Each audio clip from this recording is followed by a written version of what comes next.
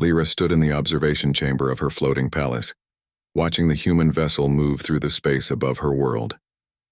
3 days had passed since the meeting in the canyon, and the human commander named Marcus had not left her thoughts. She kept replaying that moment over and over again in her mind.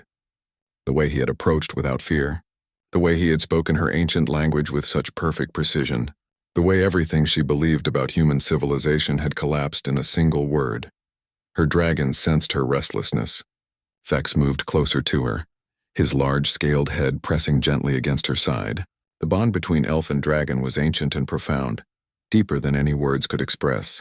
Through this bond, Vex felt her confusion and her excitement. He rumbled softly, a sound like distant thunder that resonated through the chamber. Mira circled overhead, her iridescent wings casting patterns of light across the walls. The smaller dragon was more playful, more curious about the humans than her companion. She released a series of melodic chirps that seemed to express her eagerness for what came next. The communication device on Lyra's wrist hummed with an incoming message. It was Marcus. His voice came through clear and steady, speaking now in the human language called English, though he had learned enough Lyrian to communicate when needed. "I am requesting permission to visit your palace," he said. "There are matters we need to discuss in private. Matters that affect both our peoples. I bring only myself and my second officer, Lieutenant Hayes. She has clearance from the Federation Council to hear what I have to tell you." Lyra considered this carefully. In her 3 centuries of life, she had learned to trust her instincts about other beings. Her instincts told her that Marcus was different from ordinary humans. He carried the weight of knowledge, the kind of knowledge that came from dangerous places and difficult choices. She activated her communication device and responded, "You may come. Bring your lieutenant. I will have my council chamber prepared. But know this, Marcus. If you betray my trust, my dragons will hunt you across the stars themselves." There was a pause before he responded. A laugh, quiet but genuine, came through the speaker. "I would expect nothing less," he said. "We will arrive in 1 hour." Lyra moved through the halls of her palace with purpose. The structure floated 3,000 meters above the planet's surface, suspended by ancient technology that her people had developed millennia ago. The walls seemed to be made of crystal, but were actually something far more complex, material that could shift and adapt to any environment. Servants moved out of her way as she passed, bowing with respect. They could sense her mood, the strange mixture of anticipation and caution that surrounded her like an invisible shield. She entered the council chamber and made adjustments. The great table at the center was carved from a single piece of starwood, material so rare that only the most important meetings took place here. Lyra settled into her seat at the head of the table. Vex and Mira positioned themselves on either side of her, their presence both protective and intimidating. When Marcus and his officer arrived, they walked with calm purpose through the chamber. The lieutenant was a woman with sharp features and intelligent eyes. Her uniform bore the insignia of the Federation military, and she moved with the efficiency of someone trained in combat and strategy. Marcus, however, wore civilian clothes. It was a deliberate choice, Lyra realized.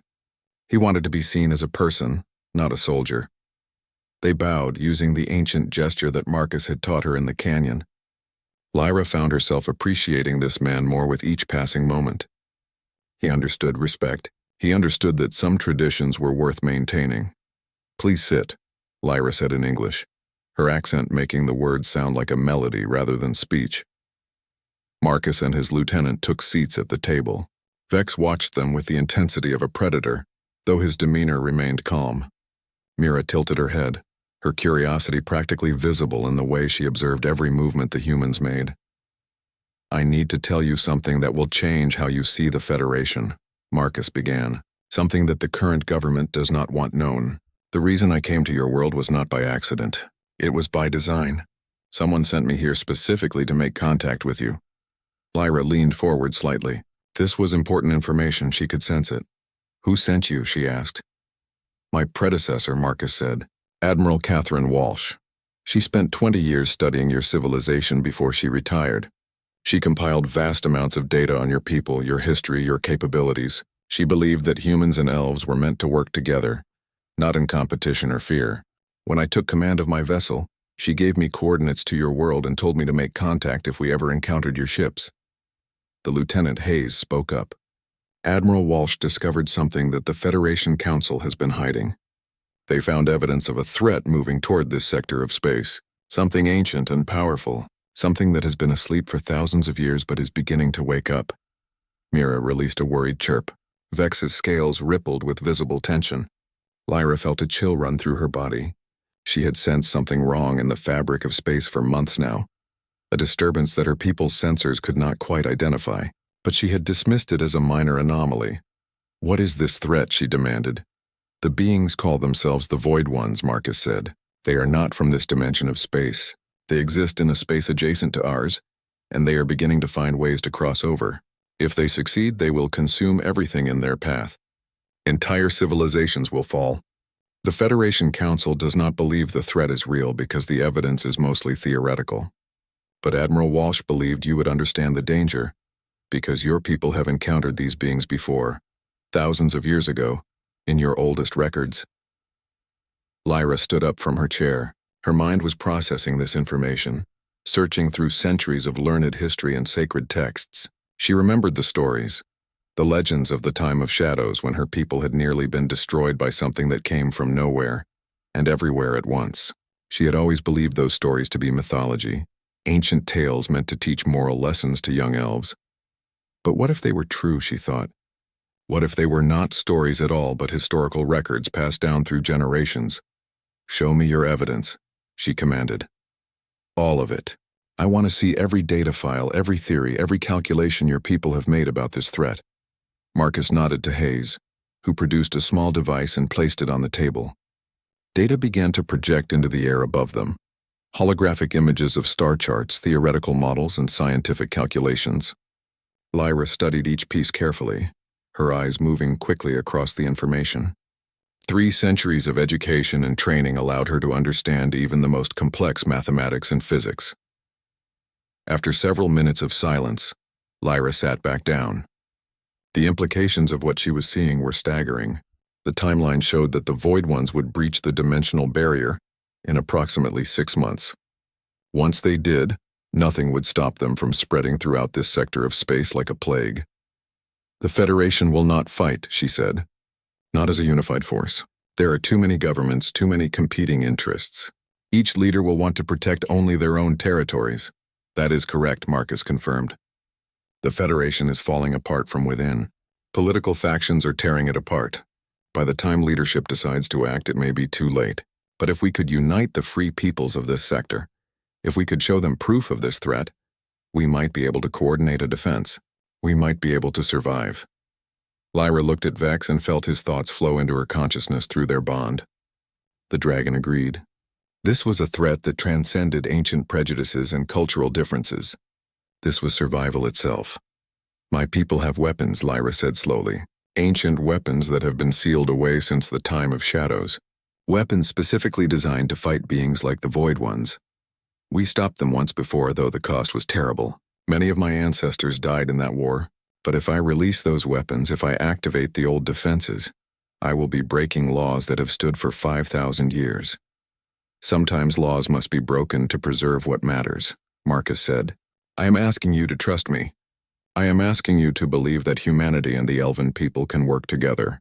I am asking you to help me save not just our own civilizations, but every innocent being in this sector of space." Lyra looked into Marcus's eyes and saw something there that moved her deeply. He was afraid, yes, but his fear did not paralyze him. It drove him forward. He was a human, a being from a species she had once thought of as primitive and simple. But he possessed something that transcended intellect or power. He possessed courage. She extended her hand across the table. Marcus took it without hesitation. "Then we will fight together," she said. "Human and elf, dragon and soldier. We will stand against the darkness. But first we must gather the other powers of this sector. We must convince them that the threat is real. And we must do it before the Void Ones complete their crossing." Vex released a sound like a roar, a deep vibration that shook the chamber. Mira flew in spiraling patterns, her movements expressing excitement and readiness. The dragons understood. They had always known. The great library of the Elven Kingdom was older than most civilizations. Its walls stretched upward into shadows that seemed to have their own depth and substance. Ancient texts lined the shelves, preserved through methods that had been forgotten by most of the galaxy. Lyra moved through these halls with Marcus and Hayes beside her, their footsteps echoing softly against the stone floor. A keeper of the archives approached them, an elderly elf woman named Mirabelle who had served in the library for the past 400 years. Her eyes were knowing and careful. She had anticipated this visit. Word had spread through the palace about Lyra's secret discussions with the humans. "You wish to access the sealed chambers," Mirabelle said, "the places that have been forbidden since the ancient covenant was made." "I do," Lyra replied. "The knowledge contained there is no longer forbidden to me as the ruler of our people, and these humans must see proof of what we face. They must understand that this is not a new threat but something that threatens to repeat the horrors of our past." Mirabelle studied Marcus and Hayes carefully. Her expression was unreadable, the product of centuries of observing the mistakes and triumphs of her people. "Very well," she said finally. "But know this. Once you open those doors, you cannot close them again. The knowledge will spread. The secrets will become known. Our people will change because of this, I understand," Lyra said. "Change is sometimes necessary for survival." The keeper led them deeper into the library, past sections that grew progressively older. The air itself seemed to grow heavier, charged with the weight of centuries. Finally, they reached a door carved from a material that seemed neither stone nor metal, but something in between.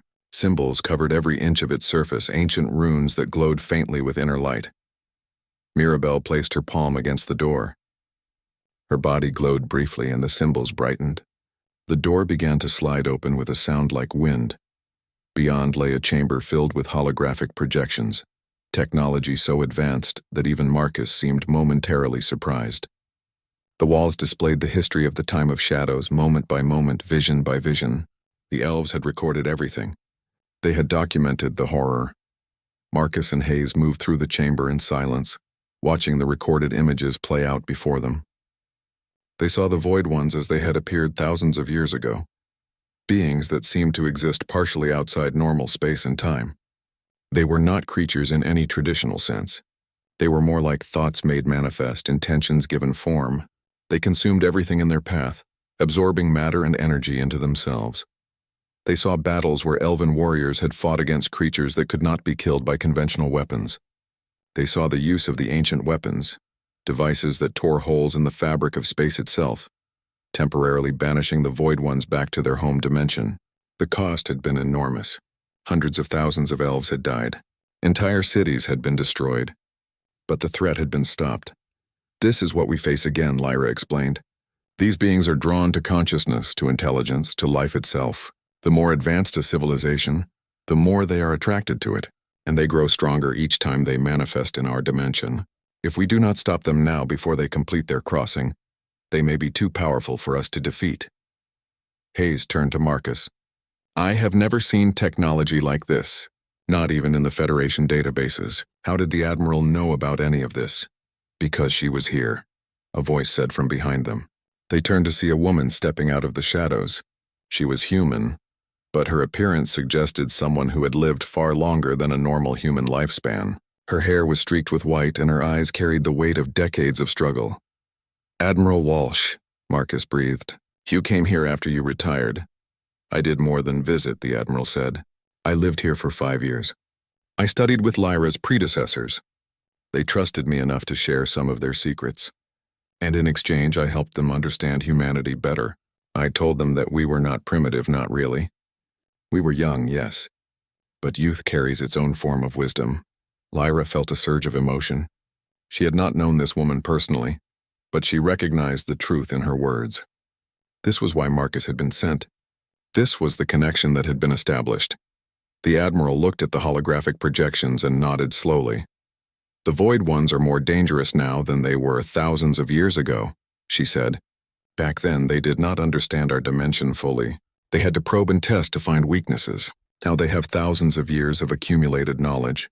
They understand us better than we understand ourselves. And there are more of them, many more. We detected 4 distinct entities, but we believe there could be dozens, maybe hundreds. What happens if they succeed in crossing fully?" Hayes asked. "They will consume everything," Lyra said quietly. "Our world, your ships, your homes, your families. Nothing will remain. There will be no survivors because they do not simply kill, they absorb. They assimilate. Consciousness, memory, everything becomes part of their existence. It is a fate worse than death. Marcus paced through the chamber, his mind clearly working on the problem. His military training kicked in, shifting him into strategic mode. We need to gather a coalition, he said. How many species in this sector have the capability to fight?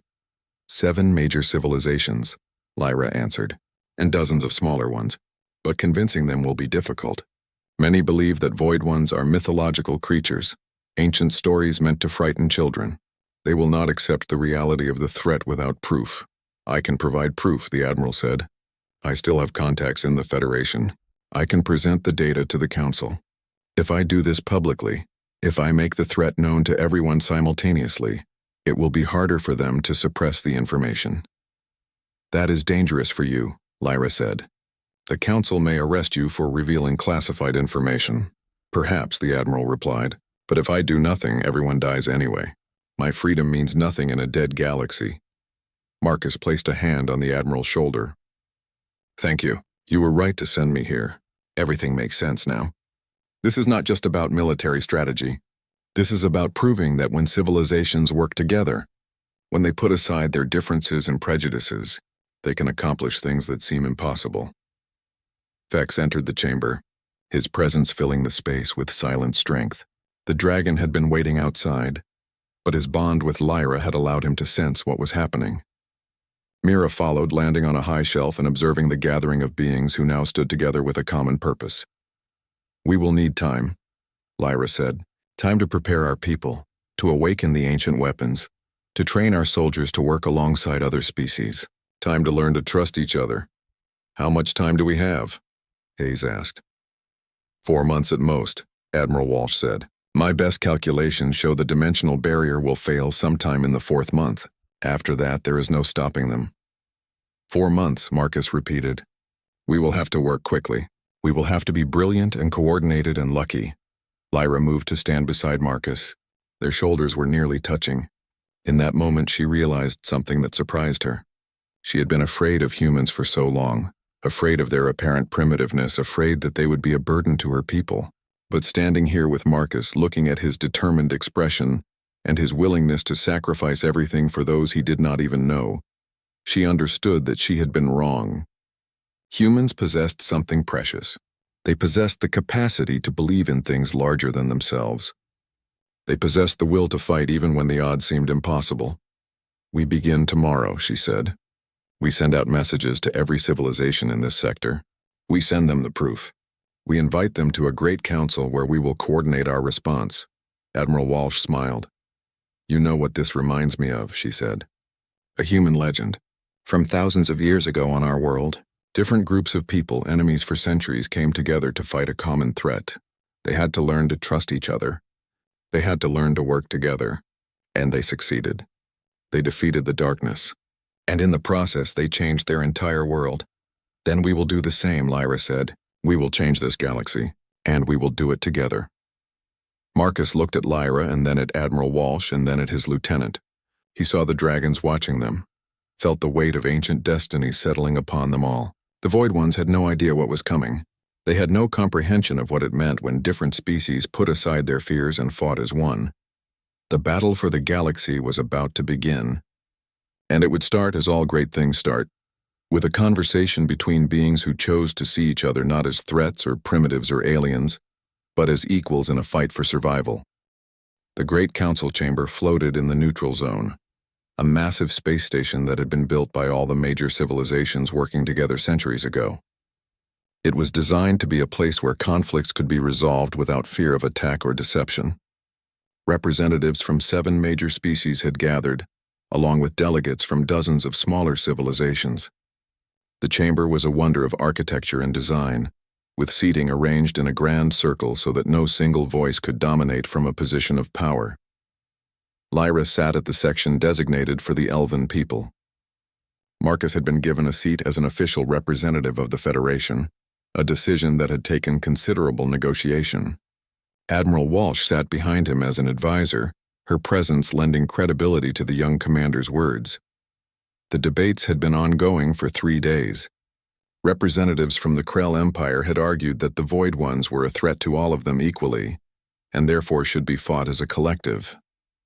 The Insectoid Zix collective disagreed, claiming that their hive structure made them naturally resistant to dimensional threats. The crystalline beings of Silicate Prime questioned whether the threat even existed, suggesting that it was a conspiracy by the Federation to gain more power and control. Each species had its own concerns, its own fears, its own prejudices.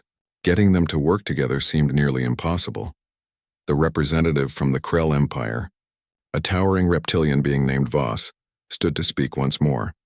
The elves claim to have weapons that can defeat these Void Ones, he said, his voice like gravel rolling down a mountainside. But why should we trust ancient weapons when we can strengthen our own defenses? Why should we place our faith in creatures who have hidden away in their floating cities for millennia, never contributing to the Federation, never sharing their knowledge or technology? Murmurs of agreement rippled through parts of the chamber. The prejudices ran deep, Lyra realized.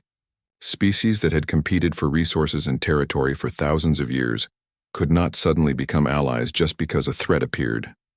She stood. Her movement commanded the attention of the entire chamber. Vex and Mira, positioned on either side of her section, released low harmonic sounds that seemed to emphasize her authority. The dragons had been brought to the council chamber as a demonstration of the ancient weapons they were discussing. Their presence alone was enough to remind everyone of the power the elves possessed. The Krell Empire speaks of trust, Lyra said, her voice steady and calm. Yet the Krell have spent the last century attacking our merchant vessels and raiding our outer colonies. The Krell speak of sharing, yet they have hoarded the quantum processors that could revolutionize technology across this entire sector. You question our weapons because you fear them. You question our reliability because you know in your hearts that you would not be reliable if the positions were reversed. Voss bristled with anger, but before he could respond, a new voice spoke. It came from Marcus, who had stood up from his seat. The human commander moved toward the center of the chamber, a bold and unprecedented action. Representatives did not leave their sections. Such movement was considered disrespectful and could be seen as a threat. I want to tell you something, Marcus said, addressing the entire assembly. I am from a species that joined this federation only recently. My people are young.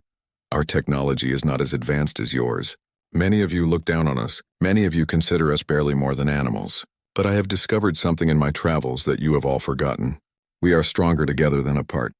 Every great accomplishment in this galaxy has been achieved through cooperation.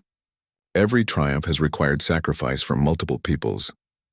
A representative from the plant-based lifeforms of Verdant Collective interrupted him. Your words are pretty, human, but they are only words. Empty rhetoric. Show us proof that cooperation has ever truly worked on a galactic scale. Marcus turned to Admiral Walsh and nodded. The Admiral stood and activated a holographic display that filled the central chamber. It showed the dimensional calculations, the mathematical models of how the Void Ones were approaching, the evidence of their power. But this time, unlike before, Walsh also showed something else. She showed recordings of battles fought across history. She showed moments where different species had worked together, where cooperation had led to victory. She showed images of cities rebuilt together after conflict. She showed scientific achievements that had required multiple species collaborating. She showed art, music, and literature created through cross-cultural exchange. This is what is possible, Walsh said. This is what your peoples can achieve if you choose to work together now. The chamber fell silent. The holographic images continued to play, telling a story of potential and possibility. Even those who had maintained their skepticism seemed moved by the evidence. The crystalline being from Silicate Prime, who communicated through vibrations and light rather than sound, suddenly began to glow. The color pattern expressed surprise and wonder. Through an interpreter, the Silicate Prime representative spoke. This is true. This data correlates with our own historical records. Cooperation has indeed led to greater achievements. We were wrong to doubt. One by one, representatives began to stand. They began to publicly commit to the coalition against the Void Ones. Even Voss, the Krell representative, eventually acknowledged the reality of the threat and pledged his people's military support. As the formal council session ended, Marcus found himself standing with Lyra in a quiet corner of the chamber. The dragons had moved to a resting area, Vex and Mira entwining their bodies in a peaceful embrace. That was incredibly risky, Lyra said. Breaking protocol like that. You could have been removed from the chamber. Marcus smiled slightly, but I was not. Because I was telling the truth. Because I believed what I was saying. Sometimes the greatest victories come not from following all the rules, but from being brave enough to break the ones that no longer serve anyone. Lyra felt a warmth spreading through her chest. This human had taught her something profound. She had always valued order and tradition, but sometimes order and tradition could become prisons. Sometimes breaking free from them was the only way to grow. The next phase will be difficult, she said, coordinating 7 different military forces with different strategies and technologies, preparing the ancient weapons, training warriors from multiple species to work together in combat situations. But it is possible, Marcus said, because now we have chosen to try. We have chosen to trust each other. That choice is the foundation upon which everything else must be built. Over the following weeks, Marcus and Lyra worked together to coordinate the vast military campaign. The human commander proved to be a brilliant strategist, understanding not just military tactics but also the political and cultural sensitivities of each species involved. Lyra brought thousands of years of strategic knowledge and the power of her ancient weapons. The dragons became symbols of unity. Vex and Mira were trained to work alongside fighters from other species. A Krell warrior learned to ride on Vex's back. Zix hive members discovered that they could communicate with the dragons through their collective consciousness. The crystalline beings of Silicate Prime found harmony in the dragon's harmonic vibrations. As the training intensified, something remarkable began to happen. The soldiers from different species began to befriend each other. They told each other stories. They shared meals adapted to their different nutritional needs. They laughed together and mourned together. They became not just allies in war, but something more. They became brothers and sisters in arms. Lyra watched this transformation with wonder.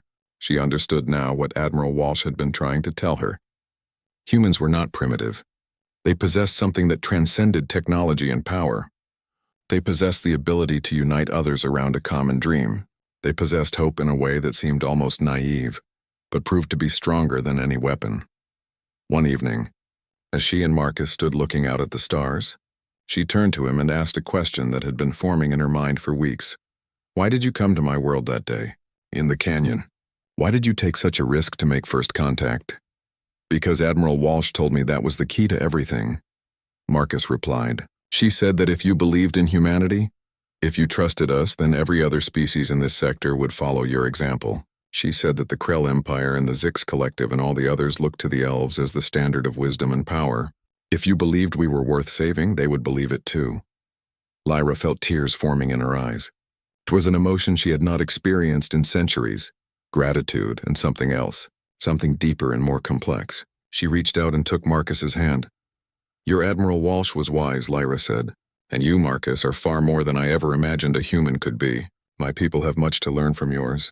I think together, we will shape the galaxy into something beautiful. The dimensional barrier was failing faster than anyone had predicted. The sensors began detecting tears in the fabric of space, small at first, but growing larger with each passing day. Admiral Walsh's calculations had shown they would have 4 months, but it seemed they would only have weeks.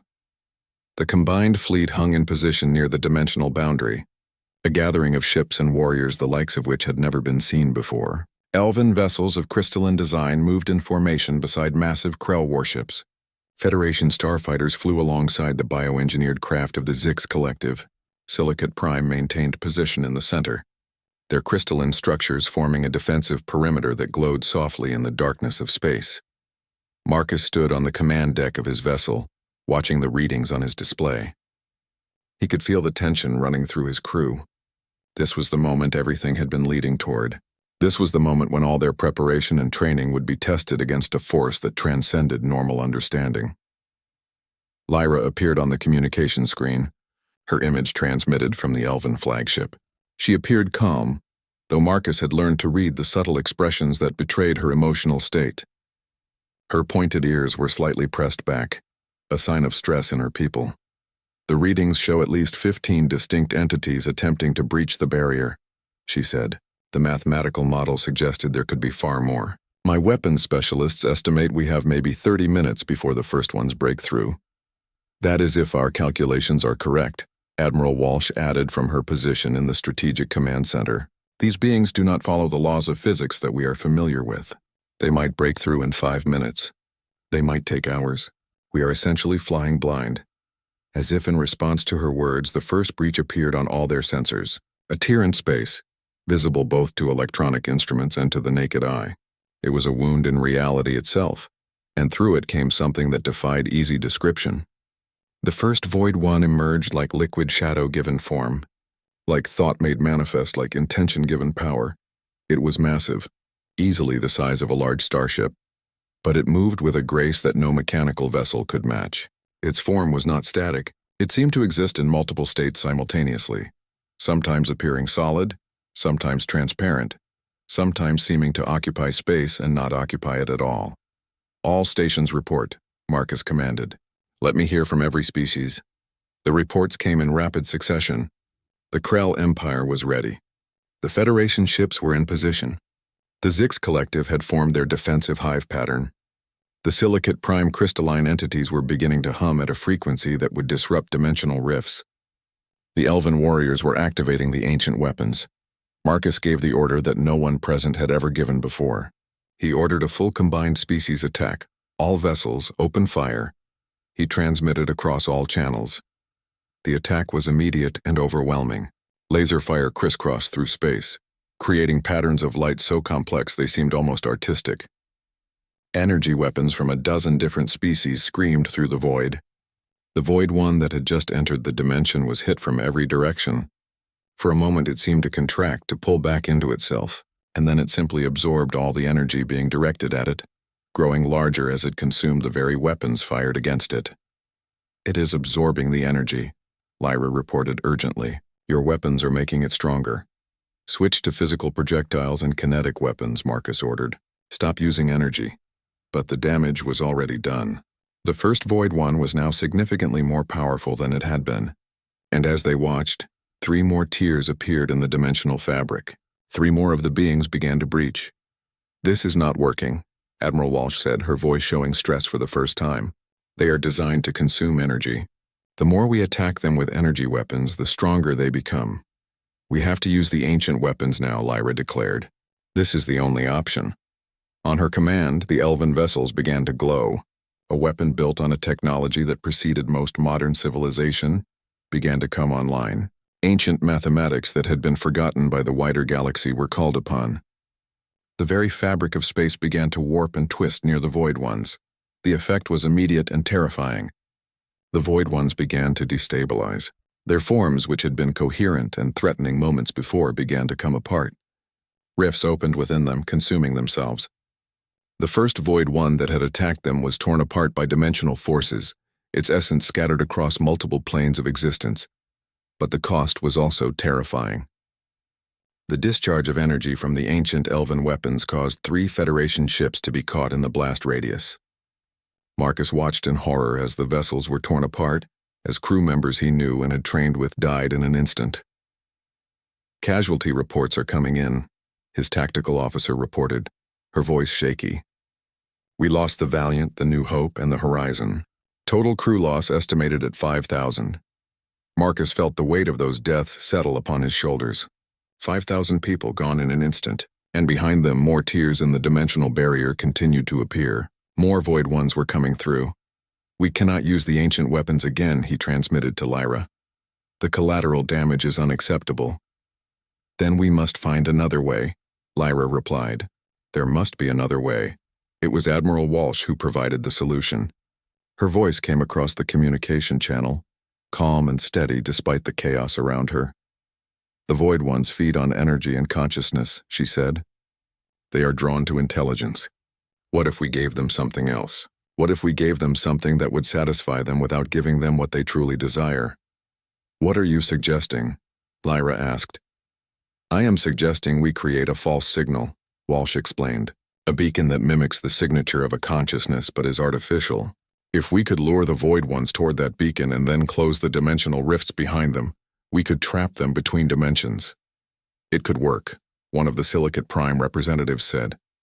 The mathematics of dimensional manipulation support this theory. Marcus began to give rapid orders. The Zix Collective would create the artificial consciousness beacon.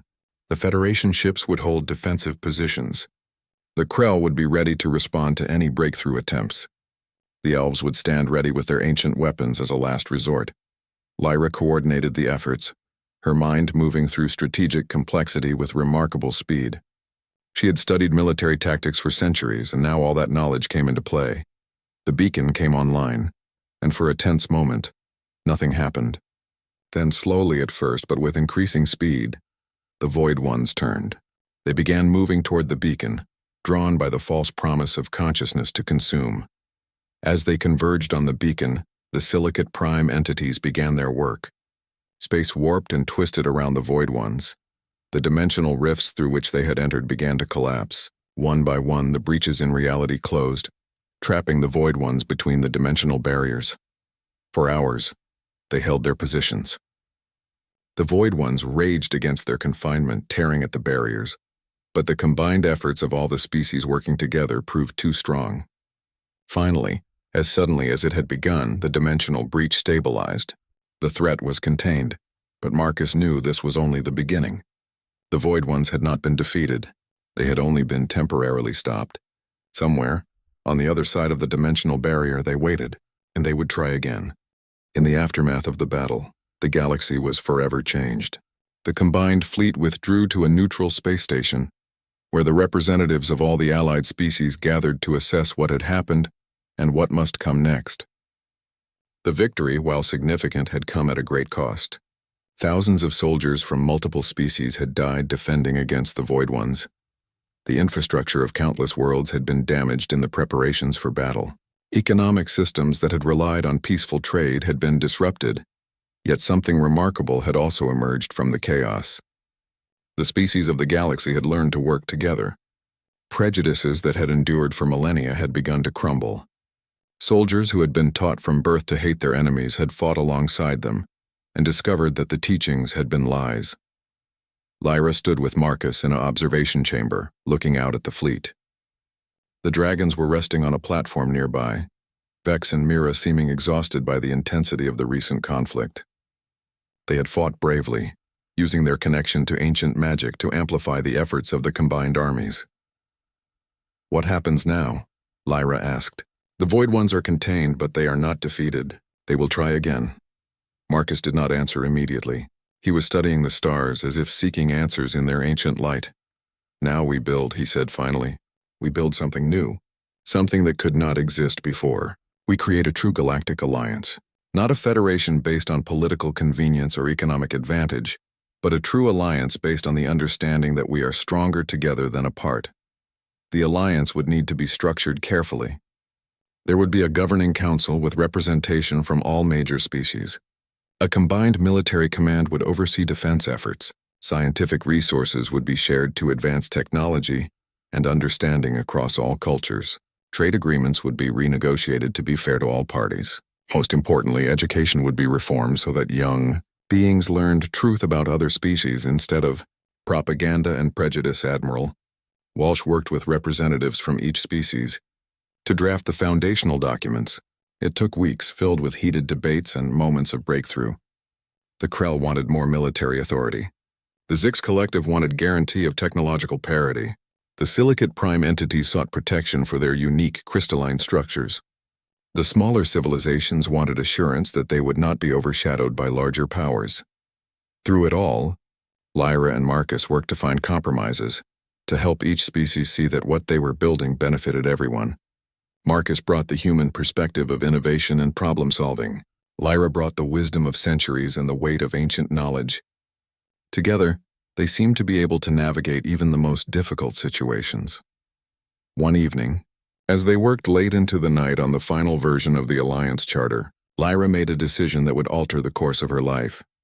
"I want you to know something," she said to Marcus, "something that I have been thinking about for weeks. You came to my world as a representative of a species I had dismissed as primitive and simple. And you taught me that I was wrong. You taught me that there is wisdom in stepping forward with courage, that there is strength in being willing to risk everything for those you barely know. Humans possess something that my people lost centuries ago. You possess the ability to believe in possibilities rather than being locked in what you already know. Marcus turned from the documents he had been reading. What are you saying? He asked quietly. I am saying that I would like to officially join the Human Federation, not as a separate civilization maintaining distance, but as part of your people. I would like to help build this new future with you, truly as part of your culture and your world. Marcus felt tears forming in his eyes. This was more than he had dared to hope for. The symbolic power of this gesture would reshape the entire galaxy. If the eldest of the elven peoples would integrate themselves with humanity, others would follow. You understand what you are asking, he said. Your people may see this as a betrayal of your culture. Let them, Lyra replied. Culture should grow and change. It should absorb new ideas and new perspectives, and I am not asking my entire people to abandon who they are. I am asking them to expand who they are, to include humanity as part of their identity. Over the following months, other elves began to volunteer for similar integrations. Not all of them, but enough to create genuine communities of humans and elves living and working together. Research stations opened on human worlds where elven scientists worked alongside human researchers. Trade posts became bustling centers where both species interacted daily. Universities opened curricula where humans taught elves about philosophy and art, while elves taught humans about ancient mathematics and celestial engineering. The other species watched this development with interest. The Krell began exchanging military strategists with the Federation. The Zix Collective opened their hive mind research to human neuroscience. The Silicate Prime entities began teaching other species about the mathematics of dimensional physics. Slowly, inexorably, the galaxy was transforming from a collection of isolated civilizations into something new, a genuine alliance built not on fear or necessity, but on mutual respect and genuine affection. 3 years after the first battle with the Void Ones, a new council session was held. This time, instead of being divided by species, the representatives sat together as equal members of a united government. The dimensional barrier, now maintained and strengthened by combined scientific effort, held firm. The Void Ones had not attempted another breach. Whether they had abandoned their attempt or were simply biding their time remained an open question. But the response to that potential threat had changed the trajectory of an entire galaxy. And it had all begun with one human commander who had the courage to approach an ancient elf woman and speak a single word in her forgotten language. Lyra stood with Marcus as the final session concluded. They were no longer just allies. They had become something more, though they had never officially declared it. Vex and Mira were at their side, the dragons having become symbols of the new alliance. Young members of different species gathered around them, wanting to hear stories of the early days, when beings had feared each other instead of cooperating. Do you think it will last? Marcus asked. Do you think we have truly changed, or are we just taking a breath between conflicts? Lyra considered the question carefully. Her centuries of existence had taught her that nothing lasted forever. All civilizations eventually changed or fell. All alliances eventually face tests. I do not know if it will last forever, she said finally. But I know it is real. I know that what we have built here is genuine. And I know that whether it lasts a year or 1,000 years, we have created something beautiful in this brief moment. We have proven that different beings can choose to see each other as equals. We have proven that fear and prejudice are not inevitable. She placed her hand in Marcus's hand, a gesture that had become common among humans and elves. Around them, other pairs, other groups, other alliances stood together. Krell and Federation, Zix and Silicate Prime, beings who should have been enemies standing as friends. The adventure had only begun, Marcus thought. The battle against the Void Ones had been won, but a far greater journey lay ahead, a journey toward building something that had never existed before. A true galactic civilization where all beings, regardless of origin or nature, were recognized as having value and dignity. Above them, Vex and Mira released harmonic tones that resonated across the station, a celebration and a song of hope. And somewhere in the depths of space, other beings heard that song. Other civilizations wondered if perhaps, just perhaps, they too could be part of something greater than themselves. The future of the galaxy was uncertain. But for the first time in millennia, it was a future filled with possibility rather than predetermined by ancient feuds and fears. And it had all begun because one human commander had the courage to speak a single word in an ancient language to an elf woman who had forgotten that beings could surprise her. That was the true miracle, not the weapons or the technologies or the strategies. The true miracle was the possibility of transformation, the possibility that beings could change, could grow, could learn to see each other differently. That possibility, more than any weapon or defense system, was what would truly save the galaxy.